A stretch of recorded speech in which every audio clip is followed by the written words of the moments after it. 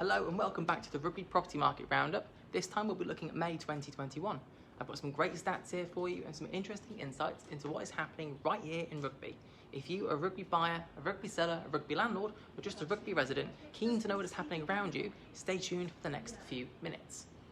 May 2021 seems to have flown by in a bit of a blur, as has every other month this year to be fair. With the stamp duty holiday deadline looming and conveyancing solicitor workloads through the roof, it would be fair to say that most Rugby buyers and sellers were aware that if they sold their home or had an offer accepted on a new home, that their chances of moving before the 30th of June were going to be incredibly slim. Fortunately, for the lower end of the market, we do still have until the end of September to still make some savings along the way. This being said, it hasn't stopped Rugby buyers coming out in force once again. In May, we saw 199 homes having sales agreed, which was again higher than the level of homes being newly advertised at 173. These figures are still encouraging, however, we are starting to see a bit of a drop in new stock to the market month on month.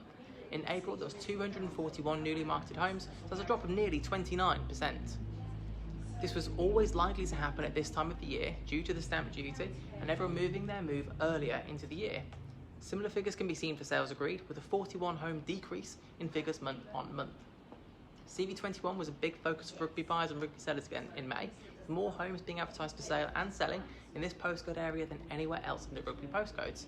64 homes came to market and 85 sold, compared to CV22 with 57 and 64, and CV23 with 52 and 50. Interestingly, the number of homes sold stayed the same month on month in CV21, which suggests demand for North Rugby remains exceptionally high.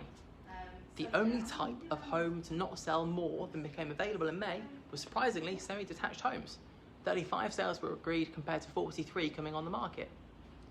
Otherwise, the highest demanding type of property was in fact terraced homes, with 68 Rugby buyers having their offers accepted on terraced properties, compared to only 47 terraced houses coming to the market. When we look at numbers, the Rightmove House Price Index for May 2021 shows some interesting figures. This report states that between May 2020 and May 2021, West Midlands house prices increased on average by 9.1%. That puts the average price for a West Midlands home at just over £250,000. To confirm Rightmove's figures, Warwickshire just fall into the West Midlands category. Now bringing it back into Rugby now, we saw in May that the highest number of homes new to market and sold was unsurprisingly in the £200,000 to £300,000 bracket, with 59 newly advertised and 73 sold. The second highest bracket was the one just below at £100,000 to £200,000, which ties in more with the terraced houses selling than any other type of property.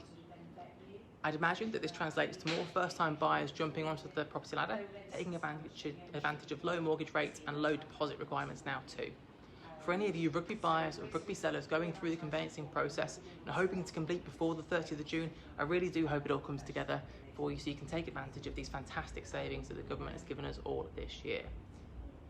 If you are interested to know what all of this means for you and your home, then of course you know where I am. As always, have a great day and I'll see you next time.